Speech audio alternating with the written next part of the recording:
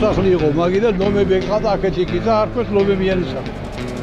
ლომი ერთი აქეთ იყო, ლომი ნამგარი მეორე იქით პალეზე იყო, შენობაში.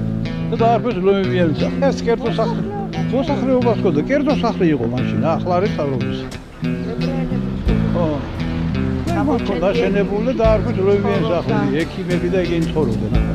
ლომები ცხოვრობდნენ, ალბათ ექვა მითო. არა. სიგურები მგონი არის გამოხატული. თუკიო ლომებიანი შეხატა.